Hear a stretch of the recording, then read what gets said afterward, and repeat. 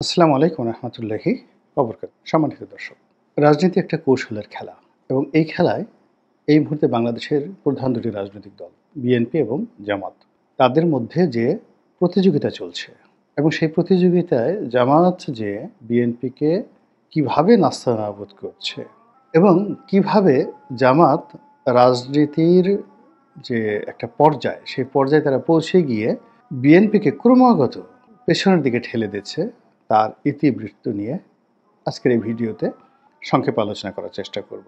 প্রথমে চিন্তা করুন পররাষ্ট্র নীতির কথা। জামাতের নেতৃবৃন্দ মার্কিন যুক্তরাষ্ট্রের সঙ্গে বৈঠকে বসবে, মার্কিন প্রশাসন জামাতের লোকদেরকে রাজনৈতিক নেতা হিসেবে স্বীকার করে নেবে। তারপর সেই মার্কিন কর্মকর্তারা জামাতের অফিসে যাবে, জামাতের কর্মকর্তারা মার্কিন রাষ্ট্রদূতের অফিসে যাবে। এই জিনিসগুলো কি আমরা কল্পনা করতে পেরেছি আগস্ট মাসের আগে? আমরা তো পশ্চিমা দেশগুলোকে সবসময় জানতাম যে তারা জামাত বিরোধী, প্রচণ্ড জামাত বিরোধী। কিন্তু একই হলো, এখন পশ্চিমারা জামাতের তোয়াজ করছে, তদবির করছে। আমেরিকাকে বাদ দিয়ে যদি আপনি ইংল্যান্ড সহ ইউর দেশসমূহের কথা চিন্তা করেন, তারাও বিএনপির চাইতে জামাতকে এই মুহূর্তে কম গুরুত্ব দিচ্ছে না। যেহেতু আমি বিএনপির সাবেক একজন মনোনয়নপ্রাপ্ত কর্মী, তো কাজে এই কথাগুলো বলতে আমার খুব কষ্ট হচ্ছে, কিন্তু বাস্তবতা হলো যে ইউরোপীয় ইউনিয়নের যারা নেতৃবৃন্দ রয়েছেন কিংবা ইংল্যান্ডের যে সকল কর্তারা রয়েছেন এখানে, তারা অতি সহজে জামাতের সঙ্গে যেভাবে মিশে যাচ্ছেন বা যেভাবে জামাত এবং এই সকল দেশের রাষ্ট্রদূতদের যে বৈঠক হয়েছে, এটি অভাবনীয়, যেটি আমরা কল্পনা করতে পারিনি। আচ্ছা, এরপর আপনি চীনের সাথে চিন্তা করেন। জামাতের নেতারা ঢালাওভাবে ঘন ঘন চীন যাচ্ছেন। আবার চীনের যারা বাংলাদেশে কর্তা ব্যক্তি আছেন, বিশেষ করে যে সকল পলিটিক্যাল লোকজন আছেন, তারা জামাতের নেতাদের সঙ্গে দেখা করছেন, তাদের অফিসে যাচ্ছেন, ইনক্লুডিং রাষ্ট্রদূত। এবং তার চেয়েও বড় ব্যাপার হলো চীনের অনেক গোয়েন্দা কর্মকর্তা, সামরিক বাহিনীর কর্মকর্তা, তারা ফ্রিকুয়েন্টলি বাংলাদেশ ভিজিট করছেন এই মুহূর্তে। এবং তারা সরকারের কৌশলগত যে সকল কর্তা রয়েছেন তাদের সঙ্গে বৈঠক করছেন, বিএনপির সঙ্গে হয়তো বৈঠক করছেন, তার সঙ্গে সঙ্গে জামাতের সঙ্গে বৈঠক করছেন। সবচেয়ে অ্যালার্মিং যে বিষয়টি, সেটা হলো ইন্ডিয়া জামাতকে তাদের সেকেন্ড অপশনে রেখেছে। মানে আওয়ামী লীগের পরে জামাতকে তারা সেকেন্ড অপশনে রেখেছে। শুনতে খুব খারাপ এবং এটাই নির্মম বাস্তবতা। তো এই গেল জামাতের আন্তর্জাতিক অঙ্গনে বিএনপির সঙ্গে জামাতের যে প্রতিযোগিতা, সেই প্রতিযোগিতায় জামাতের হালচাল। এবার আসেন বর্তমান ক্ষমতার কেন্দ্র। আচ্ছা, আপনারা বলেন তো, ডক্টর মোহাম্মদ ইউনূস এবং তার উপদেষ্টাদের সঙ্গে কাদের সম্পর্ক ভালো, জামাতের না বিএনপির? তো এই জামাত যে কাজটি করেছেন, তার জন্য কি তাদের কোনো শ্রম ছিল না, কূটকৌশল ছিল না, কূটনীতি ছিল না, চেষ্টা তদবির ছিল না, তাবিজ কবাজ ছিল না? সব ছিল, যে কাজটি বিএনপি করতে পারেনি। ফলে কি হলো, জামাতের সঙ্গে সরকারের যে সম্পর্ক, সেটার কন্টেম্পোরারি আরেকটি কাউন্টার সম্পর্ক হতে পারত, কিন্তু সেই সম্পর্কটা না হয়ে উল্টো এখন জামাতের কূটকৌশলে সরকার এমন সব সিদ্ধান্ত নিচ্ছে, এমন সব কাজকর্ম করছে, বিএনপির সঙ্গে সরকারের শত্রুতা তৈরি হয়ে গেছে। এই গেল এক। 2 নম্বর হলো যে জামাত সেই 2009 সন থেকেই অনেকগুলো ক্ষুদ্র ক্ষুদ্র পলিটিক্যাল ফোর্স রয়েছে, রাজপথের ফোর্স রয়েছে, যারা মূলত জামাতের পেইড এজেন্ট।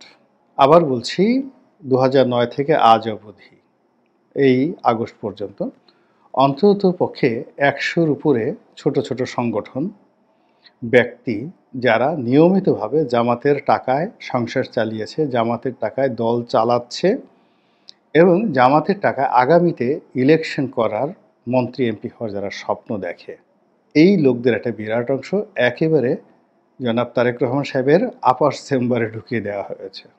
তারা দিনে তারেক রহমান সাহেবের সাথে বৈঠক করে, রাতে তারা বিএনপির যারা নেতাকর্মী রয়েছে তাদেরকে ভয় দেখায় যে নেতার সঙ্গে আমাদের এত ভালো সম্পর্ক, আসি তোমাদেরকে এটা করে দেবো, ওটা করে দেব। আর ভোর রাত্রে গিয়ে জামাতের কর্তা ব্যক্তি যারা রয়েছে তাদেরকে কদম বসি করে সারাদিন তারা কি করেছে ওটার হিসাব দিয়ে তারপরে তাদের যে তোহফা, সেই তোহফার জন্য তারা হাত পেতে থাকে জামাতের দিকে।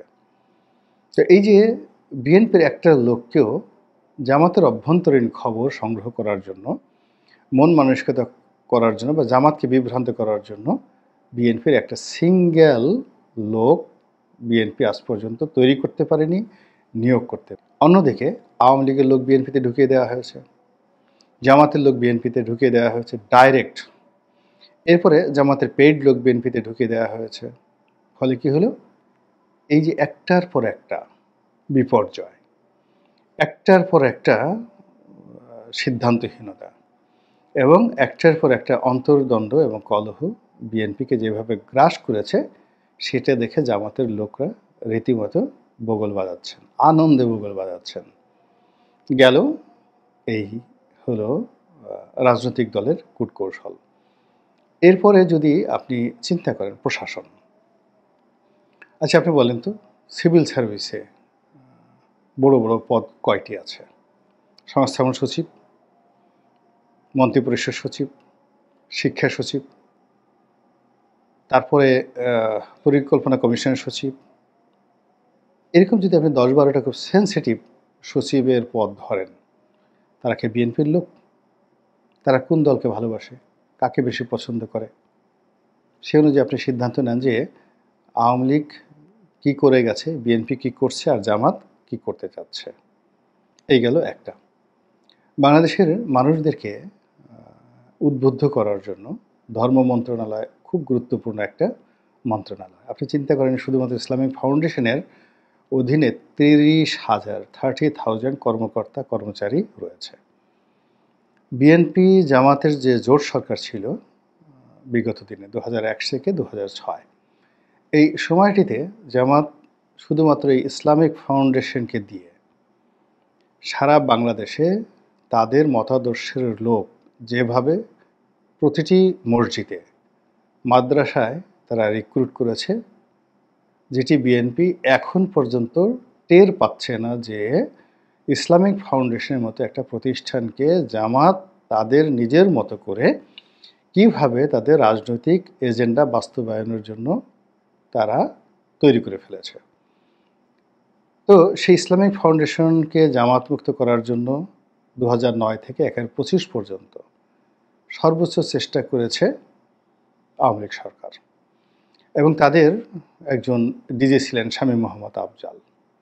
মানে রীতিমতো জামাতের জন্য চেঙ্গিস খান বা হালাকু খানের রূপ নিয়ে তিনি ফিরে এসেছিলেন। তিনি জামাতের সব কিছু তছনছ করে দিয়েছেন। ইসলামী ব্যাংক হাসপাতাল, তারপর ইসলামী ব্যাংক থেকে শুরু করে আর সব কিছু, মানে জামাতের উপর যে ফাইন্যান্সিয়াল গজব নাজিল হয়েছে আওয়ামী লীগের পক্ষ থেকে, পুরোটাই শামীম মোহাম্মদ আফজাল সাহেব করেছেন। কিন্তু এত কিছু করার পরও মসজিদের খুতবা তিনি বন্ধ করতে পারেননি। মসজিদে, মাদ্রাসাতে জামাতের যে প্রভাব, সেটা আওয়ামী লীগ কিছুই করতে পারেননি। সেই জায়গা এখন পুরো শুধুমাত্র ইসলামিক ফাউন্ডেশন নয়, পুরো ধর্ম মন্ত্রণালয়ের মাধ্যমে বাংলাদেশের যে মুসলিম কমিউনিটি, তাদের মধ্যে যে ইসলামাইজেশনের যে স্বপ্ন, এই স্বপ্নের রূপকার হিসেবে জামাত যে গুরুত্বপূর্ণ ভূমিকা পালন করছে, ওই জায়গাটুকু মানে বিএনপি যে চিন্তা করবে, সেই চিন্তা করার মতো লোক বিএনপিতে একজন নেই, not a single one who can tell Islamic ফাউন্ডেশনে কী হচ্ছে, হু ক্যান টেল ধর্ম মন্ত্রণালয়ে কী হচ্ছে, হু ক্যান টেল যে সৌদি আরবে কী হচ্ছে, দুবাইতে কী হচ্ছে, সংযুক্ত আরব আমিরাতে কী হচ্ছে, কাতারে কী হচ্ছে, এখানে কিভাবে কমিউনিটি রাজনীতি হচ্ছে। পুরো কমিউনিটি রাজনীতিতে এই ধর্ম মন্ত্রণালয়কে ব্যবহার করে জামাত যেভাবে এগিয়ে গেছে, ওর ধারের কাছে যাওয়া তো দূরের কথা, ওই জিনিস যে কীভাবে কী করলো, ওটা এখন পর্যন্ত বিএনপি ধর্তব্যের মধ্যে ধরেনি। জামাত যে কাজটা করছে বিএনপিকে ঠেলে ঠেলে, মানে আছে না, মাখনগুলো খাচ্ছে জামাত, আর ঘোলগুলো, মাখন তুলে নেওয়ার পর যে ঘোলগুলো থাকে, সেই ঘোলগুলো বিএনপির দিকে ঠেলে দিচ্ছে। আর সেই ঘোল খাওয়ার জন্য বিএনপির নেতাদের মধ্যে যে হুড়োহুড়ি, মারামারি, কাটাকাটি হয়েছে, যার ফলে 100 লোক মারা গিয়েছে শুধুমাত্র দলীয় অন্তর্দ্বন্দ্ব, মানে ক্রন্দলে এবং কোলাহলে। জামাতের কয়জন লোক মারা গেছে?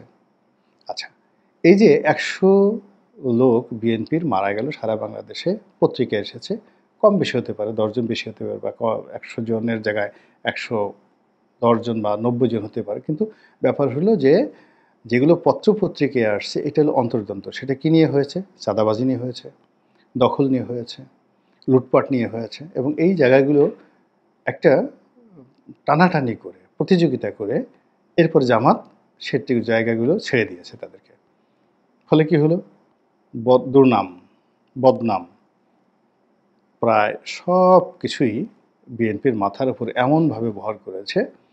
এখন বিএনপির শীর্ষ নেতাদের কে এই গত 10 মাসে কয়টা গাড়ি কিনলো, তারপরে কে কয়টা জামা কিনলো, কার ঘড়ি কেমন, হঠাৎ করে তার পারফিউম আসলো কোত্থেকে, এই বিষয়গুলো নিয়ে সামাজিক মাধ্যমে যে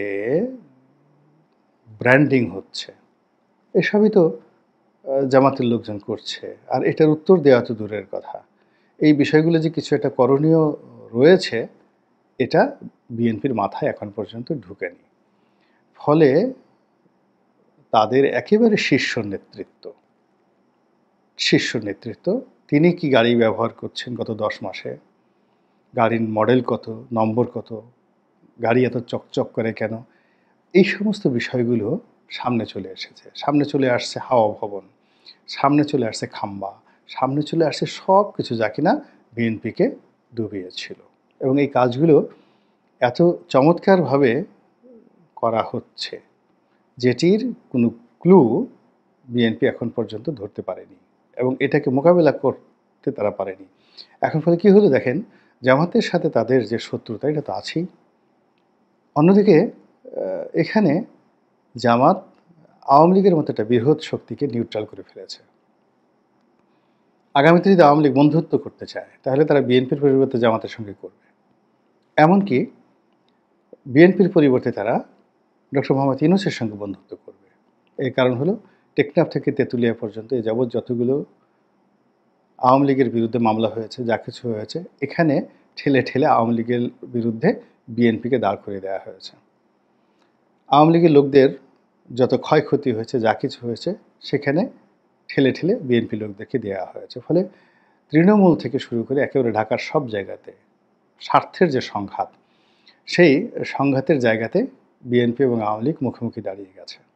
কৌশলগত কারণে আওয়ামী লীগ টু শব্দ করছে না, কিন্তু জামাত কৌশলগত কারণে প্রথমে বলছে আমরা আওয়ামী লীগকে ক্ষমা করে দিলাম, পরবর্তীতে কথা উইথড্র করেছে, কিন্তু এটা ছিল আওয়ামী লীগের জন্য একটা বিরাট বার্তা যে আমরা তোমাদের সাথে বন্ধুত্ব করতে চাই, সমঝোতা করতে চাই। এবং যেহেতু তারা ডক্টর মোহাম্মদ ইউনূসের খুব কাছাকাছি আছে, কাছাকাছি থাকার কারণে কি হলো, তারা ডক্টর মোহাম্মদ ইউনূসের সঙ্গে আওয়ামী লীগের একটা সমঝোতা ইন্ডিয়ার মাধ্যমে করেও দিতে পারে। ফলে এখানে বিএনপি যে রাম ধরাটা খাবে, ঠিক সেই যে রাম ধরাটা তারা 111-এর সময় তারা খেয়েছিল। আপনারা বিশ্বাস করেন যে 111-এর সময় যখন মঈনুদ্দিন সাহেব, ফখরুদ্দিন সাহেব, তারা তো সব বিএনপির লোক, তারা সবাই বিএনপির লোক। তারা যখন ক্ষমতা হস্তান্তরের বিষয় আসলো তখন তারা প্রাণান্ত চেষ্টা করেছিল বিএনপির সঙ্গে একটি সমঝোতা করার জন্য এবং বিএনপির হাতে ক্ষমতা দেওয়ার জন্য, কিন্তু বিএনপি সেটা গ্রহণ করতে পারেনি। বিএনপি ট্রেন মিস করেছে। একই অফার যখন দ্বিতীয় পর্যায়ে শেখ হাসিনার কাছে যায়, তিনি চোখ বুজে সমস্ত শর্তগুলো মেনে নিলেন। 111-এর কুশীলবদের তারা যা যা চেয়েছে সব কিছু মেনে নিলেন। তাদের সেফ এক্সিট দেওয়া থেকে শুরু করে নিরাপত্তা দেওয়া, এবং যারা শেখ হাসিনাকে ক্ষমতায় বসিয়েছে কিংবা একাগারের সময় শেখ হাসিনার প্রতি যারা ভালো ব্যবহার করেছেন, সে সকল আমলা, সে সকল পুলিশ কর্তা, সে সকল সামরিক কর্তা, শেখ হাসিনা গত 15 বছরে সবাইকে আর্থিকভাবে, রাজনৈতিকভাবে, সামাজিকভাবে প্রতিষ্ঠিত করেছেন। আমি নাম বললাম না, অন্তত 1 ডজন 11-এর কুশীলব বাংলাদেশের বিভিন্ন সেক্টরে শেখ হাসিনা এস্টাবলিশ করে দিয়েছে। অথচ এই লোকগুলো সবাই বিএনপির কাছে গিয়েছিল। তো এইরকম যে এখন রাজনীতির আন্ডারওয়ার্ল্ডে তলে তলে নানা রকম সমীকরণ হচ্ছে। সবার সঙ্গে সবার বন্ধুত্ব করার যেমন সুযোগ তৈরি হচ্ছে, আবার সবার সঙ্গে সবার শত্রুতার একটা উপলক্ষ্য তৈরি হয়ে গেছে। এবং সেই ক্ষেত্রে বিএনপি ক্রমশ বন্ধুহীন হয়ে পড়ছে, শত্রুর সংখ্যা বেড়ে যাচ্ছে। আর এই যে বিএনপিকে এই দুরবস্থার মধ্যে ফেলে দেওয়ার জন্য জামাত যেভাবে কৌশল করছে, সেই কৌশলগুলো এখন পর্যন্ত বিএনপি আন্দাজও করতে পারছে না। ফলে যা হবার তাই হচ্ছে, রাজনৈতিক একটা বিপর্যয়ের দিকে বাংলাদেশের সবচেয়ে জনপ্রিয় এবং বৃহত্তম দলটি এগিয়ে যাচ্ছে। আল্লাহ আমাদের সবাইকে হেদায়েত দান করুন এবং হেফাজত করুন। আসসালামু আলাইকুম ওয়া রাহমাতুল্লাহি ওয়া বারাকাতুহু।